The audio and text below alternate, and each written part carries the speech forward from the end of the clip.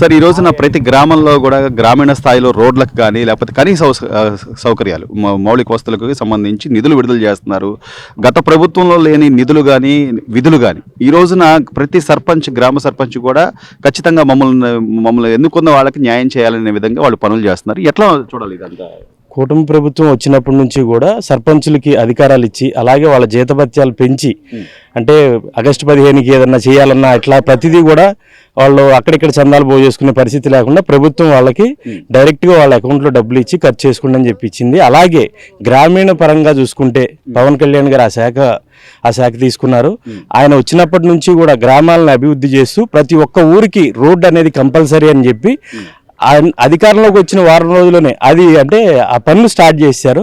నిజంగా ఇది మంచి ప్రభుత్వం అని చెప్పుకోవాలి. కానీ సార్ అంటే గత 5 ఏళ్లలో లేనటువంటి రోడ్లు కానివ్వండి లేకపోతే కనీసం గుంటలు కూడా పూడ్చలేదు అనే పరిస్థితి నుంచి ఈ రోజున తార్ రోడ్లు ఏకంగా నిర్మాణం జరుగుతుంది. వాటిని పరిశీలిస్తున్నారు. డిప్యూటీ సీఎం స్థాయి వ్యక్తి వచ్చి పరిశీలిస్తున్నారు. అంటే ఈ అధికారం గత ప్రభుత్వంలో ఉన్న ఏ ఎమ్మెల్యే కానీ లేదా మంత్రులు కానీ ఈ తరహా పర్యవేక్షణ ఉందంటారు? అంటే గతంలో తీసుకుంటే ఏంటంటే ఈ రోడ్డే తీసుకుంటే మొత్తం గుంటలు ఉండేది. నైట్ టైం వెళ్ళాలంటే బాగా ఇబ్బందులు పడేవాళ్ళం. గత ప్రభుత్వం ఏంటంటే రోడ్లు వేసామని చెప్పి ప్రజలను మభ్య పెట్టేది. ఆయన అక్కడ తాడేపల్లిలో పడుకుని రావాల్సిన వాటాలు అవి తీసుకుంటా ఉండేవాడు. కాంట్రాక్టర్లు కూడా అలాగే చేసేవాళ్ళు. కానీ ఈ ప్రభుత్వంలో అలా కుదరదు. కాంట్రాక్టర్లు తప్పకుండా పని చేయాలి. దాన్ని ప్రభుత్వ అధికారులు కావచ్చు, అలాగే పవన్ కళ్యాణ్ గారు కావచ్చు, అటు చంద్రబాబు నాయుడు గారు కావచ్చు పర్యవేక్షిస్తూ మంచిగా పని చేశారా లేదా అనేది తెలిసిన తర్వాతే నిధులు రిలీజ్ చేస్తున్నారు. సో ఇంత కళ్ళ ముందు కనబడుతుంది ప్రతిదీ కూడా వాళ్ళ అంటే ఎఫర్ట్ అనేది వచ్చి క్షేత్రస్థాయిలో పరిశీలన జరుగుతున్నా కూడా ఇంకా మేము చేసిన దానికి మాకు సన్మానాలు చేయాలని చెప్పి జగన్మోహన్ రెడ్డి గారు మాట్లాడడం ఒకటి. మరోవైపు ప్రజలు అసలు అల్లకల్లోలం అయిపోతున్నారు. అసలు లాండ్ ఆర్డర్ లేదు, నేనేదో ఉద్ధరించడానికి మళ్ళీ నేను ప్రజల్లోకి రాబోతున్నానన్న జగన్ గారి మాటలను ఎలా చూడాలి? అంటే 175కి 175 వచ్చేస్తాయని ఒక భ్రమలో ఉన్నాడు. అది 11 వచ్చే వరకు అది ఏంటంటే మెంటల్ గా కొంచెం డిస్టర్బ్ అయ్యి నాకు సన్మానాలు చేయాలి, సత్కారాలు చేయాలి అంటున్నాడు. ఎందుకు చేయాలి?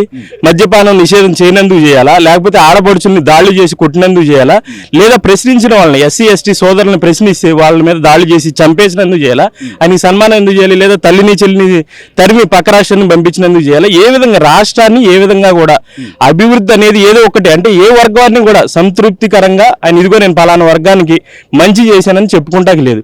ఇంకా ఆయనకి సన్మానం చెయ్యాలి అంటే ఎందుకంటే ఇలాంటి ప్రభుత్వం ఎప్పుడు రావద్దు అని చెప్పి ఆ విధంగా ఏమైనా సన్మానం చేయొచ్చు, కానీ ఆయన మంచి చేశాడు అనే దానికి మాత్రం సన్మానం చేయాల్సిన అవసరం లేదు. సో చివరిగా అంటే ఈ ప్రభుత్వం చెప్పినట్టుగా చేసుకుంటూ ఒక్కొక్కటి చేసుకుంటూ వస్తున్నారు. సూపర్ 6 పథకాలు కానివ్వండి, లేకపోతే ప్రజలు కోరుకుంటున్న వాళ్ళు ఏదైతే కోరుకుంటున్నారో దానికి సంబంధించిన పరిపాలనా విభాగం కానివ్వండి, ఇంకా జగన్మోహన్ రెడ్డి గారు చెప్పే మాటలను ప్రజలు విశ్వసించే పరిస్థితిలో ఉంది. అసలు 100% విశ్వసించరు. జగన్మోహన్ రెడ్డినే విశ్వసించట్లా. ఆయన చెప్పేటువంటి బోటక మాటలు ఎందుకు విశ్వసిస్తారు? ఎందుకంటే ప్రజలు చూశారు గత 5 సంవత్సరాలుగా ఆయనకి ఏదో రాజశేఖర రెడ్డి కొడుకని కావచ్చు, లేదా రోడ్లు పట్టుకుని తిరగడానికి కావచ్చు అధికారం అవకాశం ఇచ్చారు. దాన్ని కరెక్ట్ గా యూటిలైజ్ చేసుకోకుండా ప్రతి ఒక్క చోట అవినీతి, వాళ్ళ మంత్రులు ఎమ్మెల్యేలు రాష్ట్రాన్ని మొత్తం సర్వనాశనం చేశారు. ఇంకా విమర్శిస్తున్నాడు అంటే ఏంటంటే ఏదో ఒక అవకాశం ఉంటుంది, మళ్ళీ పిచ్చి ప్రజలు నమ్ముతారేమో అని అనుకుంటున్నారు.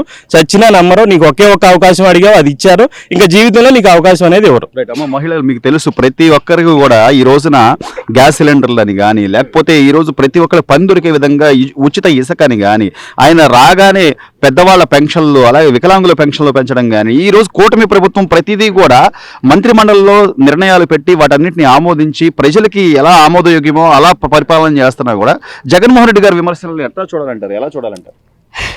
ఆయనకి నిజంగా చెప్పాలంటేనండి అవకాశం ఇవ్వండి అని చెప్పి అడిగినందుకు బాగా ఇచ్చినందుకు ఆయన ఏం చేశాడంటే ఒక్క పని కూడా చేయకుండా అభివృద్ధి అనేది లేకుండా చాలా ఇబ్బందులు పెట్టాడు. అది మహిళలైనా కానీ మధ్యతరగతి వాళ్ళని అసలు శాంతం రోడ్డు మీదకి వచ్చేసేటట్టు చేశాడు ఆయన. ఇంకోసారి ఆయన్ని నమ్మే అంత ఇదిగా ఎవరు ఉండరు జనాలు కూడా.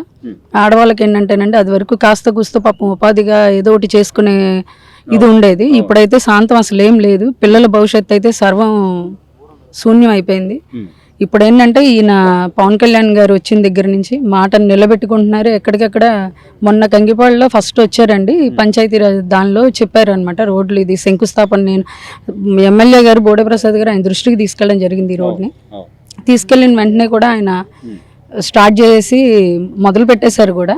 అది ఆయన సొంతంగా వచ్చి పర్యవేక్షించడం అనేది చాలా గ్రేట్ అండి. ఇప్పటి వరకు ఇంతమంది ముఖ్యమంత్రుల్లో ఎప్పుడు కానీ డిప్యూటీ సీఎం రేస్లో ఉండి కూడా ఆయన ఆ స్థానంలో ఉండి కూడా ఇంత దగ్గరుండి ఇంత చేస్తున్నారు, ఇంత చూసుకుంటూ వస్తున్నారంటే మాట చెప్తమే కదండి, ఆయన చేతల్లో చేసి చూపిస్తున్నారు. కూటమి ప్రభుత్వానికి సంబంధించి నాయకులు సమన్వయంతో ఒకరికొకరు సహకరించుకుంటూ ఇంత కలివిడిగా ప్రజలకు ఏం చేయాలని ఎప్పటికప్పుడు ఆలోచిస్తుంటే ఈ పేరు నాని గారు లేకపోతే ఆ రోజా గారు ఎంతసేపు వాళ్ళ మధ్య గొడవలు ఉన్నాయి అంటే ఏదో కూటమిలో ఏదో ఒక అగాధం ఏర్పాటు చేయాలి అనేలాగా వాళ్ళు చేస్తున్న ప్రయత్నాలను ప్రజలు నమ్ముతున్నారంటారు.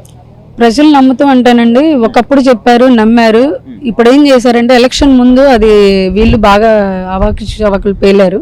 తర్వాత ఏంటంటే వాళ్ళకి ఇచ్చిన రిజల్టే ఇప్పుడు దానికి నిదర్శనం. రోజా గారు అంటారా, ఒక ఆడదానికి ఉండాల్సిన లక్షణం అనేది ఆమె గారికి లేదు. అది ఇంకా అసలు మాకేంటంటే బ్లడ్ అంత తెలియని అంటే భయం తెలియనప్పుడు ఈ నిన్న మొన్నటి వరకు ఆవిడ ఎక్కడ ఉన్నారో ఎవరికీ తెలియదు. ఈ రోజు కొడాల నాని గారు ఏమైపోయారు, లేకపోతే పేరు నాని గారి మీద ఒక ఆరోపణ రాగానే వాళ్ళ గోడవలో రేషన్ మాయమైపోయిందంటే ఆయన ఎక్కడ ఉన్నాడో తెలియట్లేదు. సో ఇలా భయపడి లేదా గత ముఖ్యమంత్రిగా చేసిన జగన్మోహన్ రెడ్డి గారు పరదాలు కట్టుకోవడం కానీ చెట్లు కొట్టేయడం కానీ వీటన్నిటిని భయం అంటారా, అది ఏమంటారు? నిజాయితీ పరులు ఇప్పుడు పవన్ కళ్యాణ్ గారు ఉన్నారండి, ఆ స్థాయి వ్యక్తి కూర్చుని చక్కగా ఆయన ఇప్పుడు యంత్రాంగంతో చేయించేది ఆయన సత్తా ఉంది ఆయనకి. అలాంటి మనిషి అరకలో చూసాం మొన్న, బురదలో నడిసి అంత ఇదిగా వెళ్ళి మంచినీళ్ళు అంటే అన్ని వస్తువులు ఆయన దగ్గరుండి పర్యవేక్షించే వాళ్ళు ఎవరు లేరండి ఈ రోజులు. ఇప్పటి వరకు కూడా మాటలు చెప్పారు కానీ చేతల్లో చేసిన వాళ్ళు లేరు. ఫస్ట్ టైం ఇంతమంది రాజకీయ నాయకులు నేను ఆయన్నే చూస్తున్నానండి.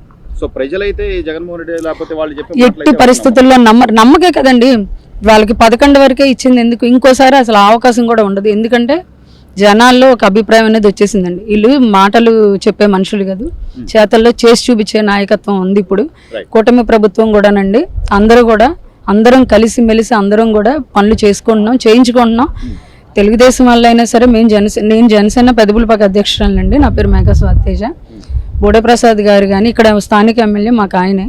ప్రతి విషయాన్ని కూడా మాతో చర్చించడం, ప్రతిదీ మీరు ఎలా ఉండండి అమ్మా, మీకు ఏం అవసరమైనా మీరు ఎనీ టైం ఫ్లడ్స్ వచ్చినప్పుడు దగ్గర నుంచి అన్నిటిలో కూడానండి ఆయన ఎంతో నిలబడి చేశారు. ఆయన మాకు ఎమ్మెల్యే స్థాయి వ్యక్తి అయినా ఆయనైనా మాకు అర్ధరాత్రి పూట వాటర్ వచ్చేస్తే సడన్గా ఆయన వచ్చి ఇది చేయాల్సిన అవసరం లేదు, యంత్రాంగాన్ని పంపించవచ్చు, కానీ ఆయన అలా చేయలే.